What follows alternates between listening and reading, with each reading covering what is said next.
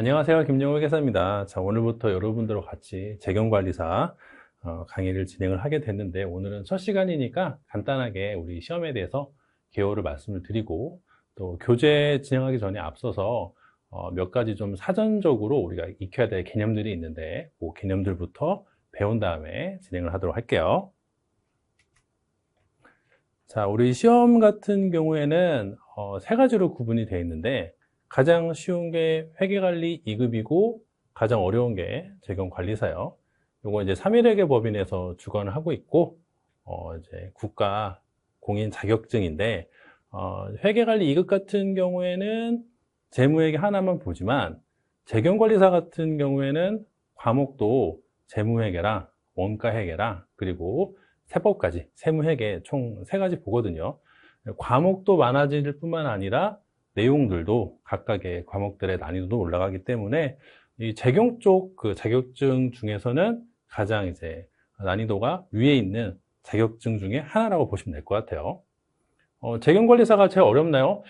그거는 조금 애매한 것 같은데 가장 이제 탑 티어라고 보시면 될 것 같긴 합니다.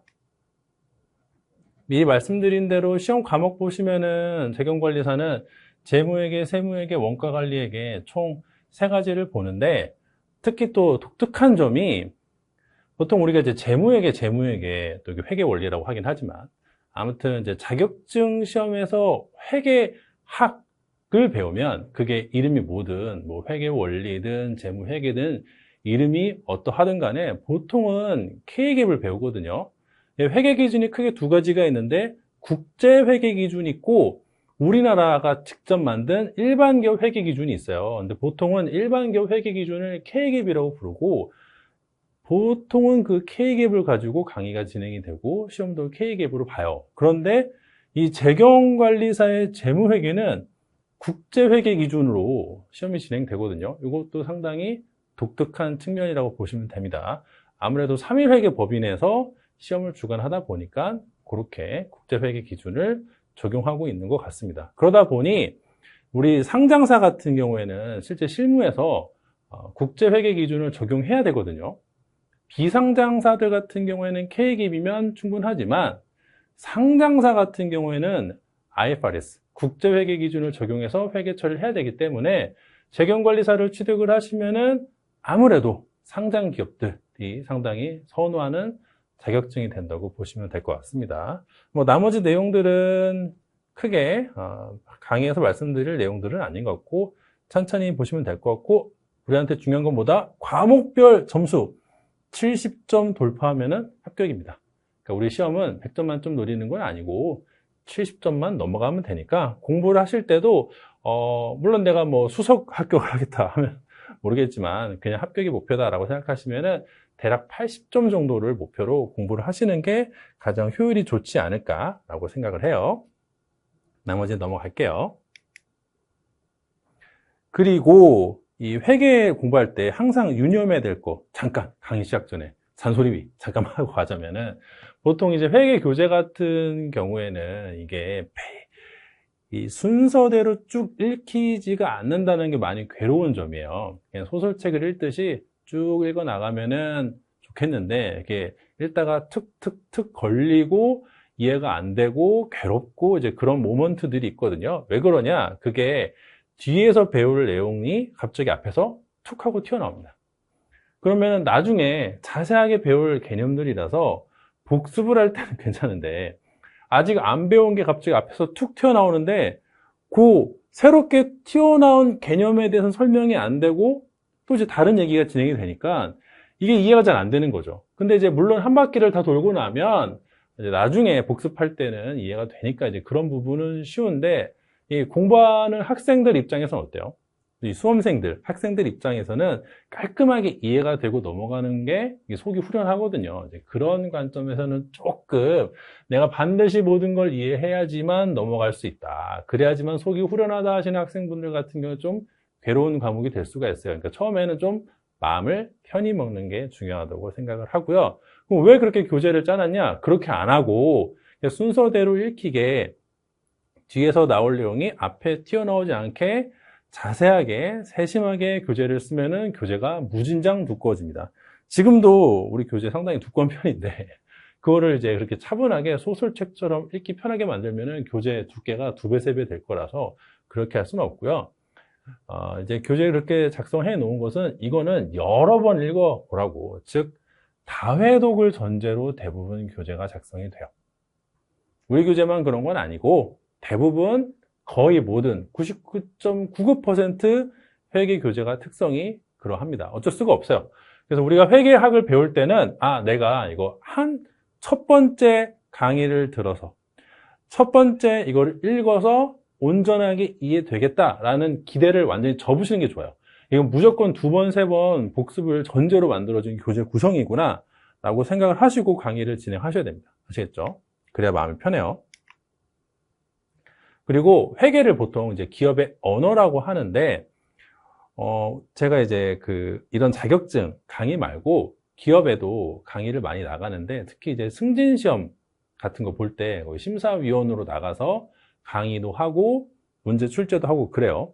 근데 이제 가서 보면은 전혀 회계를 하지 않은 다른 분야에서 일하고 계신 분들이 관리직으로 승진을 하실 때, 그때 싫어도 회계학을 저한테 강의를 듣고 시험을 봐야 되거든요. 그분들은 괴로워하시죠.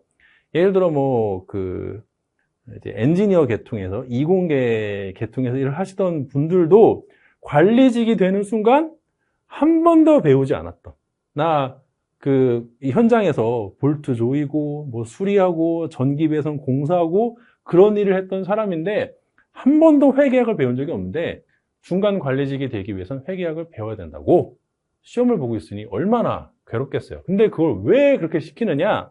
관리직이 된다는 거는 부서 내 자료를 정리해서 상부에 보고를 하거나 타 부서와 협력을 하고 의사소통을 해야 되는데, 그때 모든 기업 내 자료는 다 회계를 바탕으로 작성이 됩니다. 그래서 의사소통을 할 때 반드시 회계를 활용할 수밖에 없어요. 지금 뭐냐? 회사에서 일을 할 때, 실무에서 일을 할 때 사람들이 의사소통하는 그 대상이 바로 회계라고 볼 수가 있고, 그래서 회계를 알아야지만 말이 통합니다. 그래서 회계를 기업의 언어라고 하는 건데, 이제 이거를 배우는 우리들 입장에서는 어떻게 접근하면 좋은가? 외국어를 배운다고 생각을 하시는 게 좋아요. 물론 덧셈, 뺄셈 나오고 요상한 거 나오고 하니까 이게 지금 외국어 배우는 기분은 아닌데요 라는 생각이 들겠지만, 이거를 외국어를 배운다는 개념으로 접근하셔야 돼요. 처음에 우리가 외국어를 배우면 알파벳부터, 예를 들어 영어를 배운다 그러면은 알파벳부터 배우고 그 다음에 뭐 배우죠? 단어를 익히죠. 저도 지금 아이들 키우고 있는데 아이들한테 이제 영어 단어 같은 것도 알려주거든요. 사과는 애플이야, 이런 식으로. 하늘은 스카이야, 이렇게 알려줘요. 근데 거기에 이유가 있나요? 이유가 없죠.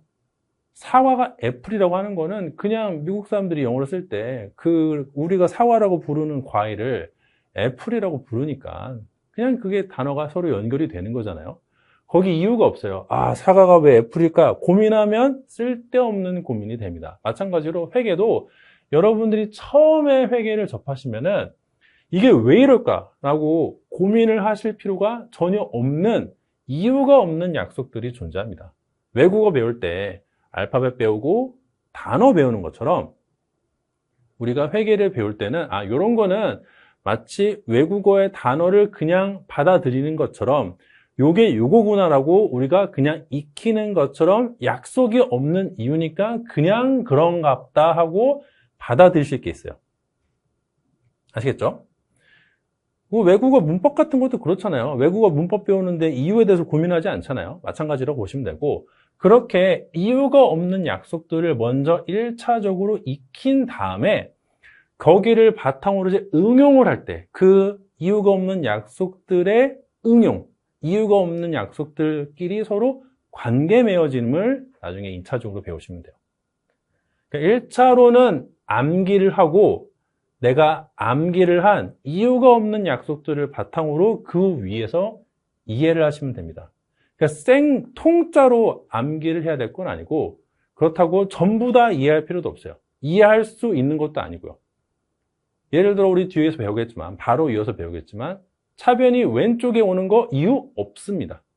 사과가 그냥 애플인 것처럼, 하늘이 스카이인 것처럼 아무 이유가 없어요. 근데 그걸 고민하면 쓸데없는 고민이 되는 거죠. 아시겠죠? 그래서 어떤 것들은 여러분들이 그냥 아무 이유 없이 그렇구나라고 암기를 하시고, 또 어떤 것들은 생각을 해서 이해를 해야 되거든요. 그걸 명확히 구분해야 돼요. 그거는 제가 강의 진행하면서 말씀을 드릴 테니까, 요건 외우세요라고 하면 그냥 생각 없이 외우시면 됩니다. 자꾸 이유 고민하시는 분들이 계신데, 이제 이해는 해요. 이제 이유를 알면 더 암기가 잘 되고 하니까. 그런데 처음부터 이유가 없는 것들이 존재하니까 그거는 그런 거 없다라고 생각을 하시고 넘어가시면 됩니다. 아시겠죠? 너무 이유에 대해서 고민하시고 이건 왜 그런가요? 이건 왜 이렇게 되는 건가요? 이렇게 질문하시는 분들이 다수 계셔가지고 스트레스를 받으니까 제가 신신당부를 합니다. 자, 그래서 오늘은 이제 첫 시간이니까 가장 중요한 개념, 복식부기와 차변, 대변 합쳐가지고 보통 이제 차대변이라고 하는데 요거 간략하게 말씀을 드리고 일종의 이제 오리엔테이션 개념으로 마치면 될 것 같아요. 일단 이제 보시면 어때요? 복식부기, 차대변. 사실 재경관리사 정도 지금 도전하고 계신 분들이라면은 이 강의 수강하시는 분들 중에서 저 회계 한 번도 안 배웠는데요 하시는 분들도 계시겠지만 보통은 이제 회계를 어느 정도는 배우셨던 분들, 회계관리 2급이나 1급 자격증 취득하시고 아니면 이제 다른 재경 쪽 자격증 전산회계라든지 이런 거 이제 취득을 하시고 아니면 학교에서라도 내가 대학이든 고등학교든 요거 좀 배웠다 하시는 분들 요거 보실 테니까 저 정말 이 단어 처음 보는데요 하시는 분들은 없겠지만 만약에 내가 물론 계실 수도 있겠죠. 아무튼 만약에 내가 이 단어를 처음 본다라고 하면은 무슨 생각이 들겠어요? 도대체 뭔 소리냐? 그냥 외국어잖아요. 외국어 배운다고 생각하시면 됩니다. 아시겠죠? 복식부기, 차변, 대변 뭔 얘기냐? 일단 요거를 이해하기 위해서는 부기라는 단어부터 먼저 이해를 하셔야 되는데 일단 부기는 뭐냐? 장부기입의 약자라고 보시면 됩니다. 장부를 만드는 거를 장부기입이라고 하는데 일종의 이제 줄임말이라고 보시면 돼요. 보통 요즘에는 줄임말 딸 때 앞글자 2개를 딴다거나 그러지만 예전에는 이거를 이제 상당히 과거에 거의 이제 그 일제시대 때 이럴 때 이제 회계가 들어왔으니까 그때 이제 만들어진 단어라서 사실 그 일본식 한자나 일본식 표현들이 많거든요. 그 사람들은 요거 가운데 글자 2개를 따가지고 장부기입을 부기라고 줄임말을 만들었어요. 요거는 이제 거래의 흐름을 기록을 해서 장부를 만들어내는 그냥 그런 거예요. 그냥 줄임말이에요, 줄임말. 장부를 기입한다, 장부를 기록한다. 약자, 줄임말이라고 보시면 되고 이 부기에는 2가지가 존재하는데 단식부기가 있고 복식부기가 존재를 해요.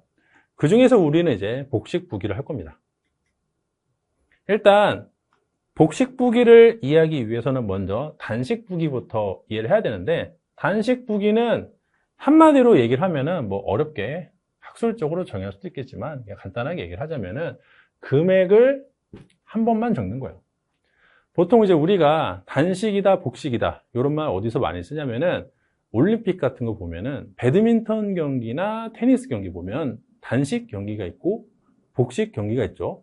혹은 이제 많이 그런 분들은 없겠지만 뭐 경마나 경륜 이런 거 이제 좋아하시는 분들은 거기다 보면 이제 단식, 뭐 복식, 근데 거기는 이제 복승식, 뭐 쌍승식 이런 말 많이 쓰기도 하는데 아무튼 거기서도 등장하기도 하고요. 아무튼 근데 단식이냐 복식이냐라고 하면은 단식 경기 보면 어때요? 선수들이 1대1로 나와서 한 명씩 나와가지고 이렇게 겨루죠.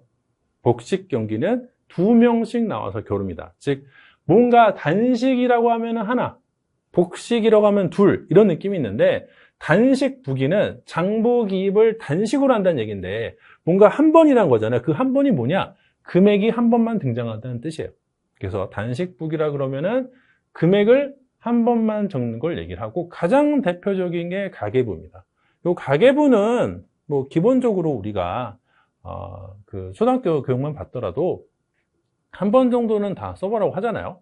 그리고 이 가계부 양식은 뭐 앞뒤 순서가 좀 다를 수는 있겠지만은 크게 다르지 않은 양식을 갖추고 있는데 이거 어디서 많이 볼 수 있냐? 인터넷 뱅킹에서 계좌 내역 조회하면은 그때도 이런 형태를 띄고 있어요. 날짜가 등장을 하고 돈이 들어왔는지 돈이 나갔는지 그 금액을 써주시고 그 다음에 적요라고 돼 있는데 이 적요는 이것도 역시나 일본식 한자 표현인데 우리나라 말은 아니지만 우리나라 사람들이 흔히 쓰는 말로 치환하자면 메모라고 하시면 될 것 같아요. 메모. 이게 왜 돈이 들어가고 나갔는지 메모를 남겨놓았다. 그거를 실무상에서는 적요라는 말을 씁니다. 아시겠죠?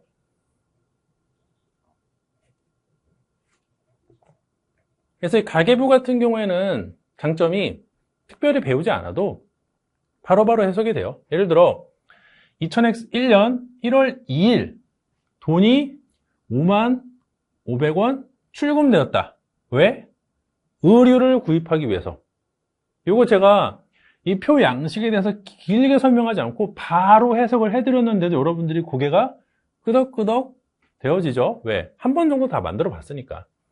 2001년 1월 3일 돈이 2만원 출금되었는데 메모를 봤더니 편의점에서 음식을 구매했다. 이런 식으로 이 가계부는 굉장히 직관적으로 해석이 되고 누구나 한 번쯤은 접해봤기 때문에 딱히 설명할 필요가 없어요. 이렇게 작성하는 게 단식북인데 왜냐?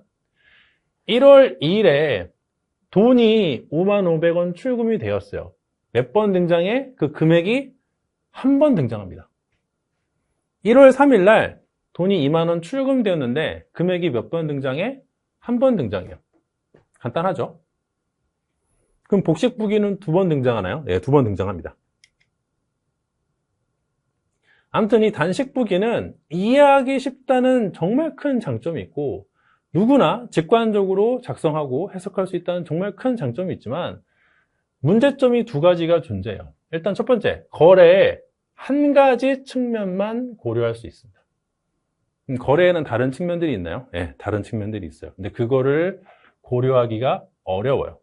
그리고 대체로 현금 위주의 증가 감소만 알 수 있다는 게 또 문제예요. 예를 들어 우리가 아까 봤던 그 가계부에서 1월 11일 날 돈이 200만 원 출금되었는데 내역을 봤더니 맥북을 구입을 한 거예요. 그리고 또 1월 18일 날 돈이 80만 원 출금이 되었는데 내용을 봤더니 주택 융자 상환을 했어요. 빚을 갚았어요. 보통 이제 우리가 출금이라 그러면 요거 돈을 썼다고 비용이라고 해석을 하고 돈이 들어오면은 돈이 들어왔으니까 돈을 벌었다고 수익이라고 해석을 하는 경향이 있는데 돈 들어오면 내가 돈을 번 거고 돈이 나가면 내가 돈을 쓴 거죠. 그런데 200만 원 주고 맥북 구입한 거 80만 원 내가 빚 갚은 거 요거 비용이라고 보기가 조금 어려운 측면이 존재합니다. 예를 들어 뭐 1월 3일 날 2만 원 주고 편의점 가서 음식 사 먹은 거 그건 비용이 맞죠. 돈 쓴 거 맞죠. 1월 5일 날 10만 원 쓰고 외식을 했어요. 한우사랑 가서 뭐 소고기 먹었나 봐요. 그러면 그거 돈 쓴 거 맞아요. 그럼 비용이 맞는데 200만 원 들여서 맥북을 구입한 게 비용이냐? 비용이라기보다는 자산의 증가로 보는 게 조금 더 적절할 것입니다. 예를 들어 200만 원짜리 맥북이라서 약간 공감이 안 되면 한 2천만 원 정도 들여서 차를 샀다고 가정해 볼게요. 아니면 뭐 20억 정도 들여서 아파트를 하나 샀다고 가정해 볼게요. 내가 20만 원 들여가지고 외식을 했어. 돈을 쓴 거 맞죠? 그거는 이제 뭐 하룻밤 아주 그냥 하룻밤? 보통 이제 20만 원 쓰면 저녁 먹었을 테니까. 내가 그냥 아주 거하게, 화려하게 외식을 한 건데 돈 쓰고 끝이잖아요. 소비되고 없어지는 거죠. 내 배로 들어가서 다 없어져요. 하지만 내가 20억짜리 아파트를 사면 그게 없어져요? 없어지지 않죠? 그건 자산을 산 거잖아요. 즉 돈이 나갔다는 사실 자체만 놓고 보면은 다 똑같긴 하지만 안에 내용을 뜯어보면 어떤 거는 돈을 쓴 거고 어떤 거는 돈을 쓴 게 아니라 자산을 구입했다고 보는 게 맞는데 요 200만 원 주고 맥북 산 거는 돈을 썼다고 보기에는 한번 맥북 사면 최소한 4년, 5년은 쓰니까 그럼 요거는 소비라고 보기보다는 자산의 증가라고 보는 게 맞겠다 라는 생각을 할 수가 있고요. 1월 18일 날 80만 원 빚 갚았어. 은행에 융자 받은 거 갚았어. 주택담보대출 있는 거 갚았어. 그럼 그거 돈 쓴 거야? 돈 쓴 거 아니죠? 빚 갚은 거잖아요. 내가 나중에 갚아야 될 돈을 미리 갚은 거잖아. 그럼 좋은 거잖아요. 그래서 그거는 이거는 비용이라기보다는 부채의 감소로 보는 게 적합하겠다 라고 우리가 구분을 해줘야 됩니다. 근데 단식부기를 하면 그냥 단순히 출금이라고 적혀 있을 뿐이지 얘가 비용인지 자산의 증가인지 부채의 감소인지를 알 수가 없어요. 그거를 거래의 한 가지 측면만 고려한다 라고 보통 많이 표현합니다. 그래서 거래에는 이중성이라는 게 존재하는데 돈이 입금되었다는 결과 이면에는 왜 돈이 입금되었는지 대체로 4가지 정도의 원인이 있어요. 마찬가지로 돈이 출금되었다는 결과 이면에는 왜 돈이 출금되었는데 라는 원인이 크게 보면 4가지 정도 존재합니다. 예를 들어 돈이 입금되었다. 돈이 들어왔어. 이제 가장 우리가 대표적으로 쉽게 생각을 해볼 수 있는 거는 수익이 발생하는 거죠. 아까 그 가계부에서 보시면 1월 7일 날 한 520만 원 돈이 들어오거든요. 내역을 봤더니 조교를 봤더니 1월 달 급여가 입금되었어요. 이건 뭐죠? 돈을 번 거예요. 돈이 입금되었고 요거 같은 경우에는 수익이 맞아요. 반면에 비용의 감소로 볼 수 있는 것들도 있거든요. 요것도 앞에 가계부에서 예시를 하나 보자면 1월 4일 날 5만 500원 돈이 들어왔어요. 메모를 봤더니 땡땡 카드 환불액이래요. 그러면 이제 추측해 볼 건데 아마 요 전달에 2000년 12월 달에 카드를 긁었고 그게 환불이 된 것 같습니다. 그래서 나중에 돈이 다시 통장으로 들어온 것 같아요. 그럼 돈이 들어왔지만 이거 돈 번 거예요? 돈 번 건 아니죠? 출금되었던 돈이 들어온 것 뿐이죠. 비용이 발생했었는데 그게 취소되었어요. 비용이 감소한 거죠. 그렇게 봐야 됩니다. 아시겠죠? 그리고 돈이 입금되었다는 결과 이면에는 자산의 감소라는 자산이 감소되었다는 원인이 존재할 수도 있어요. 왜? 여러분들이 중고나라에 가서 물건을 판매를 하면 내가 가지고 있는 거 중고로 판매를 하면 어떻게 되죠? 내가 가지고 있던 자산이 없어지면서 현금이 들어옵니다. 내가 중고나라로 예를 들어 가지고 있던 게임기를 팔았어요. 가지고 있던 뭐 플레이스테이션 이런 거 팔았어. 안 쓰던 모니터 같은 거 팔았어.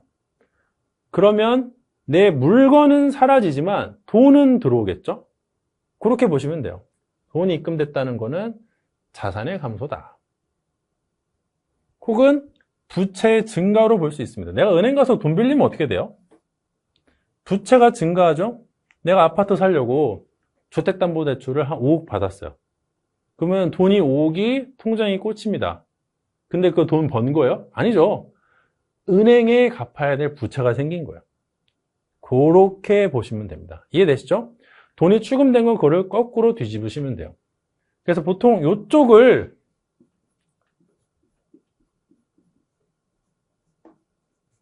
결과라고 하고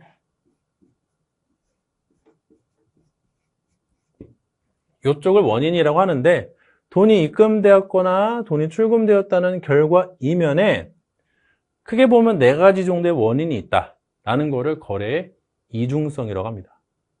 즉 거래라는 거는 돈이 입금되었다, 출금되었다 그거 하나로만 판단하기는 어렵다는 뜻이에요. 그리고 단식부기를 하면 그 거래의 이중성을 제대로 표기를 할 수가 없는데 복식부기를 하면 그 거래의 이중성을 제대로 표현할 수가 있어요. 다만 뭐 사실 재경관리사 할 정도면 알고 계시겠지만 이 강의 처음 듣는 분들도 계실 테니까 설명을 잠깐 할게요. 이 복식부기는 다음과 같은 구조를 가지고 있는데 이거 지금 처음 봤으면 모릅니다. 모르는데 설사 아시는 분이라고 할지라도 그냥 한번 들어보세요. 물론 이제 앞서가지고 제 강의 들어보셨던 분들은 이 앞에 내용들은 회계관리 1급이나 회계관리 2급에서 배웠던 내용들과 상당히 유사하니까 뭐 그런 제 강의 계속 들어보셨던 분들은 넘기셔도 되지만 제 강의 처음 배워보셨던 분들은 이거 꼼꼼히 듣고 넘어가시면 좋을 것 같아요. 아무튼 내가 지금 복식부기를 처음 배우기 때문에 구조는 잘 몰라. 그런데 단식부기로 이렇게 적을 때 이거를 복식부기로 옮겨 적으면 복식부기로는 이렇게 적거든요. 뭔지는 모르겠지만 왼쪽은 차변이라고 하고 오른쪽은 대변이라고 하고 왼쪽에는 맥북이 등장하고 오른쪽에 현금이 등장해. 이 구조는 뭐가 뭔지 모르겠어. 근데 지금 눈여겨볼 거는 뭐다? 200만 원이라는 금액이 몇 번 등장해요? 단식부기에서는 한 번 등장하지만 복식부기에서는 왼쪽에 한 번, 오른쪽에 두 번, 한 번, 두 번. 복식부기에서는 금액이 두 번 등장합니다. 왼쪽에 한 번, 오른쪽에 한 번. 같은 금액을 왼쪽에 한 번, 오른쪽에 한 번 써주는 게 복식부기예요.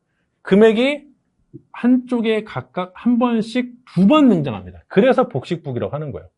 뭐 차변이 뭐고 대변이 뭐고 맥북이 왜 왼쪽이고 현금이 오른쪽인지 그건 됐고, 지금 이 구조를 처음 보신다면 뭘 익히셔야 되냐? 아, 단식부기는 200만 원이 한 번 등장하는데 복식부기는 두 번 등장하네. 밑에도 보시면은 1월 18일 날 80만 원 출금된 거 단식부기로는 이렇게 기록하지만 복식부기로 기록할 때는 앞뒤 내용 다 모르겠고 금액이 한 번 등장하고 금액이 두 번 등장하네. 아, 복식부기는 뭔지는 모르겠어도 같은 금액을 왼쪽 오른쪽에 두 번 적는구나. 거기만 이해하시면 되고, 그러면 왜 위치가 이렇게 되는지 요거를 배워야겠죠? 요걸 배우고 다시 이 구조를 보면 이해가 됩니다. 이 구조를 이해하는 게 이번 시간의 목표예요. 우선 그러기 위해서는 차변 대변부터 먼저 익히셔야 돼요. 누차 말씀드렸다시피 요거는 외국어 배우는 거니까 우리 처음에 외국어 배우면은 보케블러리부터 익힌다고 했죠. 보케블러리 익힌다고 생각을 하시고 왼쪽은 차변이라고 합니다. 오른쪽은 대변이라고 해요. 왜? 이유 없어요. 그냥 단어 외우듯이 외우시면 됩니다. 왼쪽은 이름이 차변, 오른쪽은 대변. 사실 이것도 이제 일본식 한자를 그대로 읽었다기보다는 약간 바꾸긴 했는데, 이게 카시카타, 카리카타라고 일본어로 보면 이제 한자가 있으니까 약간 좀 그래도 뜻이 유추가 되거든요. 근데 우리 한자 안 배우잖아요. 배울 필요도 없고. 그냥 외우시면 돼요. 왼쪽은 차변, 오른쪽은 대변.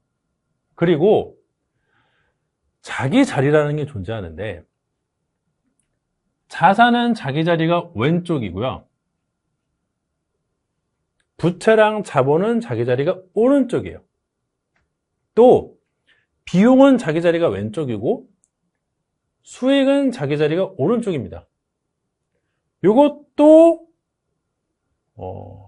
우리가 이제 외우셔야 되는데, 미리 결론부터 돌괄식으로 얘기를 하자면 자산이 왼쪽에 오는 건 이유가 없어요.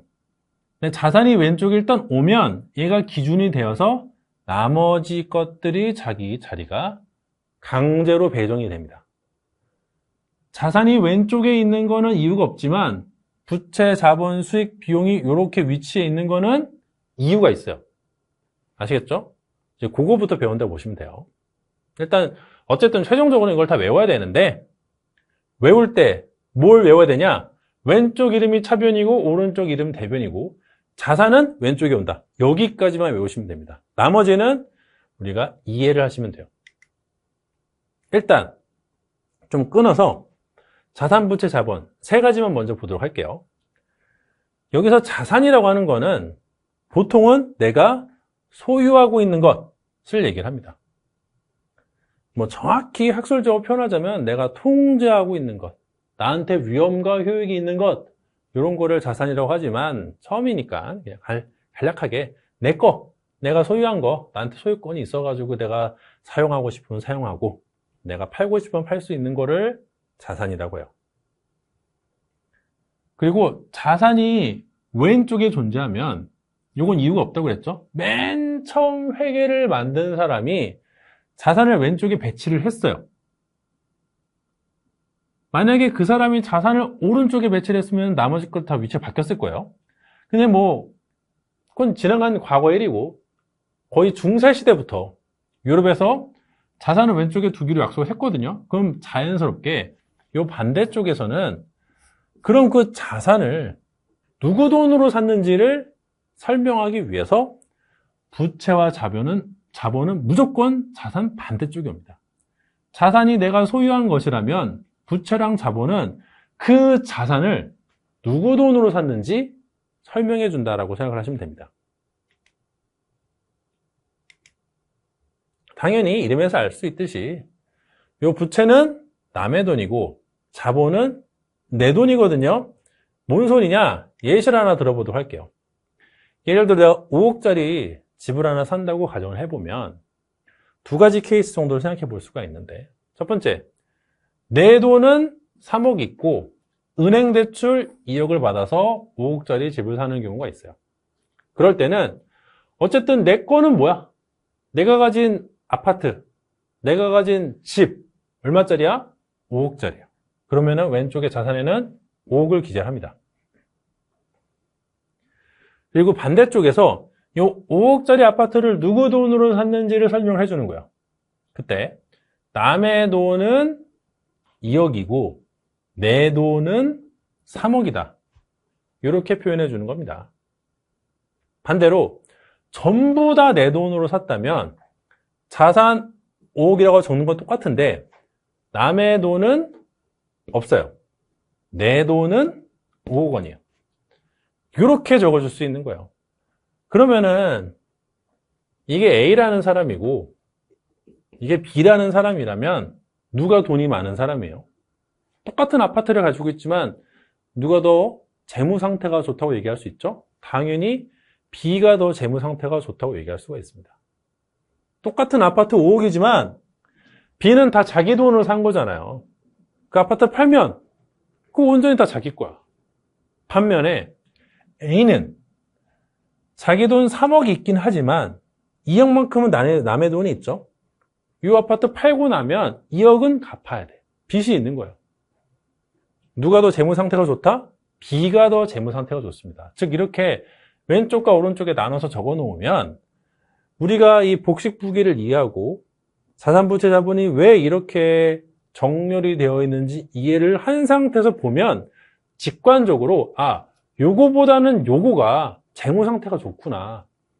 요거보다는 요게 더 부자네. 이거보단 이게 더 좋네. 라는 거를 알 수가 있어요.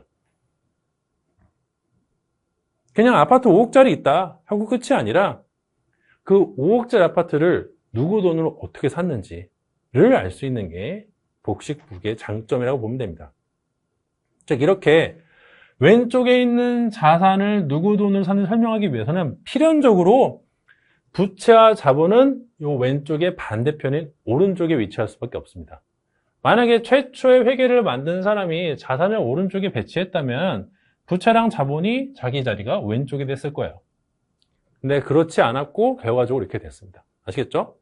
그럼 보다 외워야 돼. 이해는 했다면 외우시면 돼요. 아시겠죠? 자산은 왼쪽에 오는 거 이해했고, 근데 일단 자산이 왼쪽에 왔으면 부채랑 자본은 무조건 반대쪽에 있어야 돼. 왜? 그 자산을 누구 돈으로 샀는지 설명해 주기 위해서. 그럼 그걸 왜 설명하냐? 설명하면 재무 상태를 한눈에 알 수 있거든요. 아파트 5억 있다고 끝이 아니라 누가 더 부자인지, 이게 지금 건실한 상태인지, 빚이 얼마나 있는지 등등을 한눈에 알 수 있기 때문에 그래서 복식부기를 해야 된다. 여기에 장점이 있다 말씀을 드리도록 할게요. 그럼 이제 자기 자리를 배웠으니까 게임의 규칙을 하나 더 배워야 되는데, 게임의 규칙을 미리 좀 얘기를 해드리자면, 얘네들 각각 다 자기 자리 있다고 했죠? 그때 자기 자리에 적으면은 플러스고요. 자기 자리가 아닌 반대쪽에 적으면 마이너스예요. 뭔 소리야? 예를 들어 자산 같은 경우는 자기 자리가 어디예요? 자기 자리가 왼쪽이에요. 자산을 왼쪽에 적으면은 자기 자리니까 플러스. 그래서 자산을 차변 왼쪽에 기록하면은 플러스. 근데 만약에 자산을 반대쪽 여기 오타가 있네요.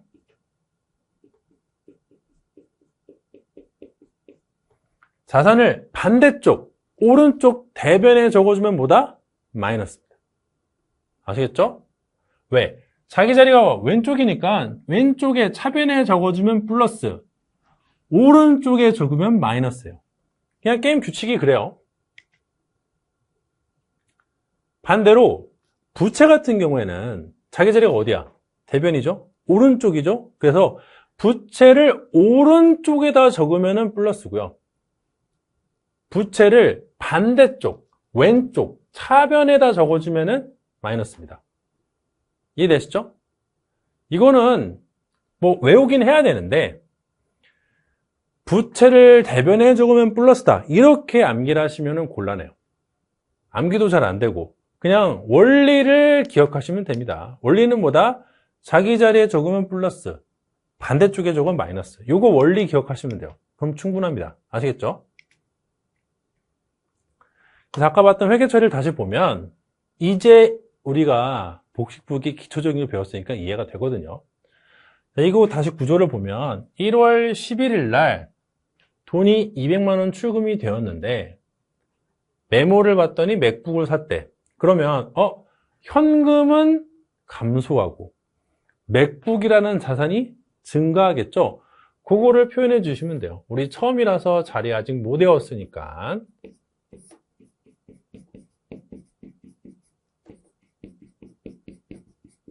자기 자리를 적어 보시고 만약에 맥북이 증가하려면 어디 적어야 돼요?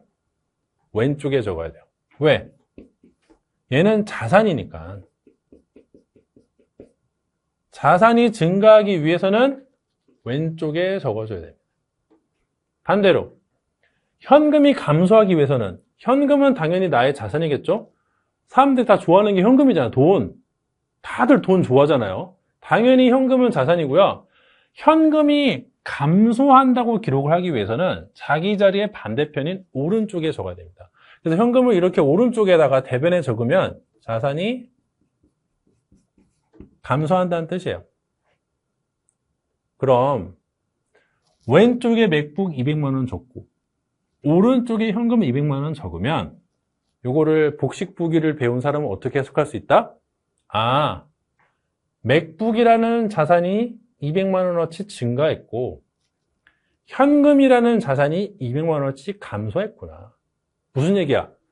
200만 원 주고 맥북 사왔네 라는 거를 해석을 해낼 수가 있습니다. 아, 자산을 취득했구나. 맥북 샀구나. 200만 원 주고 맥북을 샀구나 라는 거를 이렇게 적혀 있는 거를 배운 사람들은 보고 알 수가 있는 거죠.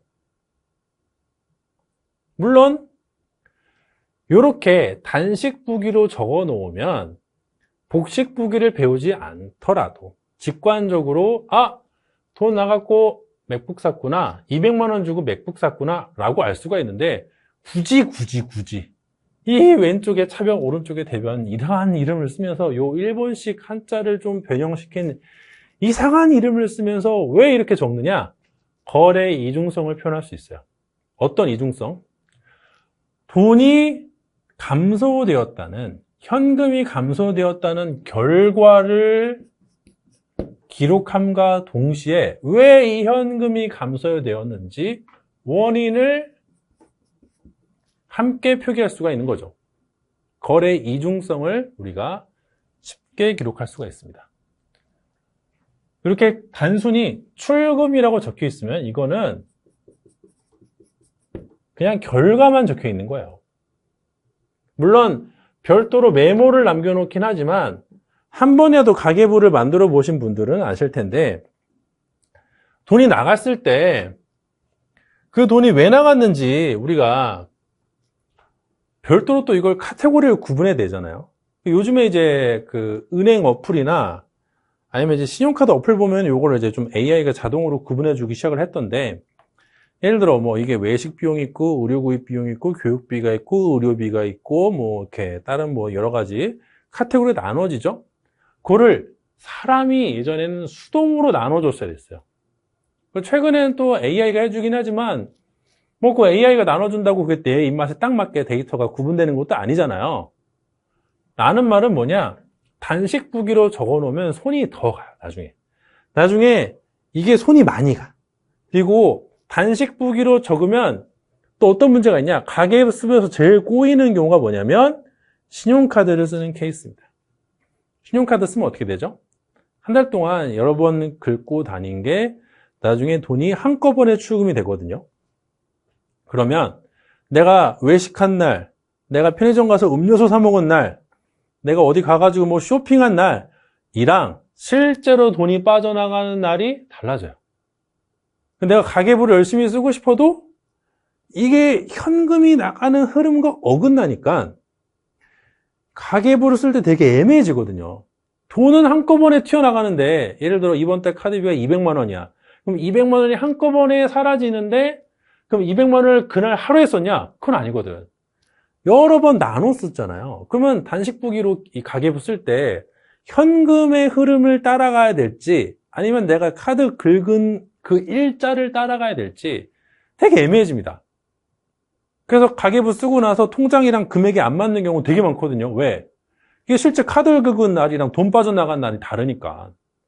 그렇다고 돈 빠져나가는 날 그냥 200만 원 돈이 나갔다라고 한 줄로 찍 적어 놓으면 가계부 쓰는 의미가 없잖아요. 그 200만 원 안에는 뭐 의료비도 있고 쇼핑도 있고 안에는 잘 어쩔 수 없이 해야 되는 뭐 소비도 있지만 이거는 쓸데없는 낭비도 있었고 여러 가지가 섞여 있는데 한 줄로 200만 원 추금 딱 끝? 그럼 가계부 왜 써? 가계부 쓸 이유가 없죠. 라는 말은 뭐냐? 단식부기는 한 번 더 데이터를 가공하지 않으면 별로 의미가 없는 데이터가 생성이 됩니다. 원인과 결과를 알 수도 없고 그리고 이제 방금 말씀드린 대로 신용카드 쓰면서 이렇게 시차가 생기면 실제 결제한 날과 돈 빠져나가는 날이 달라지면 그것도 해결해 줘야 되고 여러 가지 문제가 있거든요. 근데 복식부기는 우리가 계속 배우면 알겠지만 그런 문제가 없어요. 아주 깔끔하게 거의 모든 상황을 제대로 기록할 수가 있습니다. 거의 모든 거래를 원인과 결과로 구분해서 딱딱딱 기록해 놓고 나중에 내가 이걸 데이터를 가공해서 원하는 정보를 알고 싶을 때 굉장히 쉽게 알 수 있는 장점이 있어요. 그래서 이걸 하는 거예요. 아시겠죠? 하나만 더 해볼까? 예를 들어 1월 18일 날 80만 원 출금을 했다. 내역을 봤더니 돈 갚았대. 이것도 현금 80만 원 사라진 거, 출금된 거는 오른쪽에 적는 거 똑같아요. 자산이 감소되었다고 기록하는 거죠. 왜? 자산은 자기 자리가 왼쪽인데 반대편인 오른쪽에 적었으니까 감소했구나 라고 기록을 한 거예요. 그럼 왜 감소했는데? 봤더니 빚을 갚았대. 부채가 감소했대. 그럼 주택융자가 80만 원 감소했다고 적는 거죠. 주택융자, 주택담보대출은 부채니까 부채는 자기 자리가 어디야? 오른쪽이에요. 감소했다고 적으려면 반대쪽 왼쪽에 적어주시면 됩니다. 그럼 부채는 감소했다고 기록이 돼요. 그러면 복식부기를 배운 사람이 이걸 봤을 때 해석이 되는 거죠. 부채가 80만 원 감소했네. 현금이 80만 원 감소했네. 80만 원을 주고 빚을 갚았구나. 라는 거를 해석을 할 수가 있어요. 즉 뭐다? 현금이 빠져나갔다는 결과 이면에 존재하는 원인이 무엇인지를 우리가 알 수 있다는 거죠. 그래서 이렇게 거래의 이중성을 표기하기 위해서 복식부기를 한다라고 생각하시면 돼요. 아시겠죠? 자, 그 다음에 우리가 이제 자산, 부채, 자본은 배웠어요. 그럼 남은 순서는 수익이랑 비용인데 얘들도 왜 위치가 이렇게 되는지 이해를 해야겠죠? 수익은 자기 자리가 오른쪽이고 비용은 자기 자리가 왼쪽인데 왜 이렇게 돼야 되는지 이해를 해야 됩니다. 그럴 때 계속 강조하지만 이 부채랑 자본이 오른쪽에 위치하는 건 왜 오른쪽이라고 했어요? 자산이 왼쪽에 있으니까 반대쪽에 설명해 주려고 오른쪽에 존재합니다 라고 얘기를 했죠. 마찬가지로 수익과 비용도 자산을 기준으로 생각을 하시면은 자기 자리를 생각할 수가 있어요. 처음에 이 수익 비용 좀 헷갈리거든요. 그럴 때는 제가 뒤에서 설명하는 걸로 여러분들이 나중에 유추해 내시면 됩니다. 일단 수익 비용 자기 자리가 어디냐 라고 했을 때 요거를 자산 그 중에서도 현금이 증가했니 감소했니로 판단해 보시면 될 것 같아요. 만약에 현금이 증가했는데 현금이 증가하는 이유는 크게 보면 네 가지가 있다고 했죠. 근데 그럼 됐고 심플하게 현금이 증가하는 게 수익이냐 비용이냐 양자택일해야 되는 상황이라고 한다면 당연히 현금이 증가하는 건 수익이에요. 현금이 증가하는 이유는 크게 보면 네 가지가 있지만 그건 모르겠고 그냥 심플하게 현금이 증가하면 수익일까 비용일까? 둘 중에 하나 선택해봐 라고 했을 때 내가 돈이 막 늘어나는데 이거를 비용이라고 할 사람은 없겠죠. 비용은 돈을 쓰는 거니까. 뭐야? 현금이 증가하면 수익과 비용 둘 중에 하나 선택을 해야 된다 그러면 수익이에요. 그건 상식적 유추가 되겠죠. 그럴 때 현금이 늘어나는 상황을 기록하기 위해서는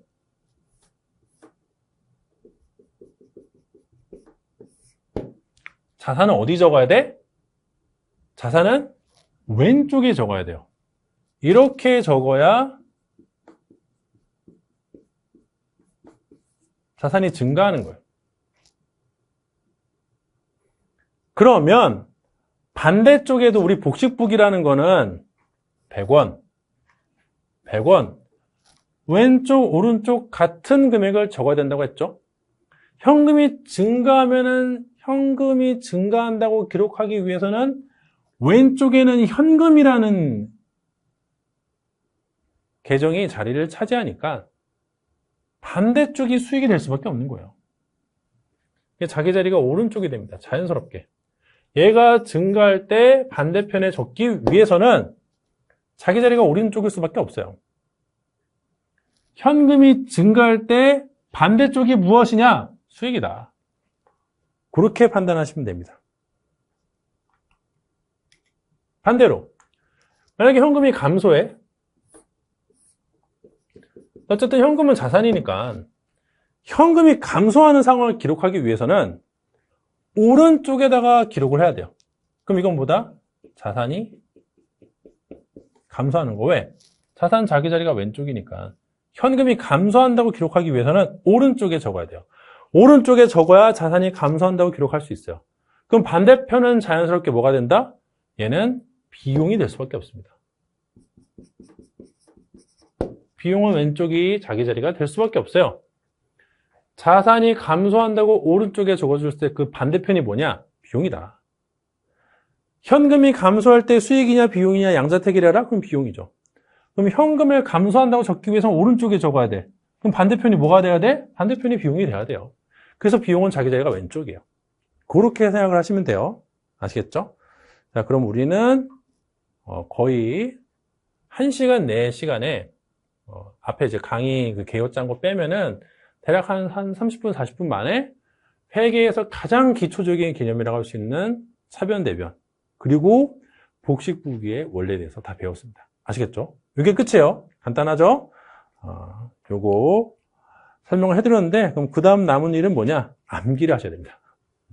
일단 얘네 자기 자리 다 외우고, 그 다음에 자기 자리 쪽에 적으면은 증가, 반대쪽에 적으면 감소라는 원칙이 손에 익을 때까지 연습을 하시는 게 남았겠죠. 근데 그거는 강의 계속 진행해 보시면 나중에는 싫어도 지겨워서라도 암기가 될 테니까 너무 걱정하지 마시고요.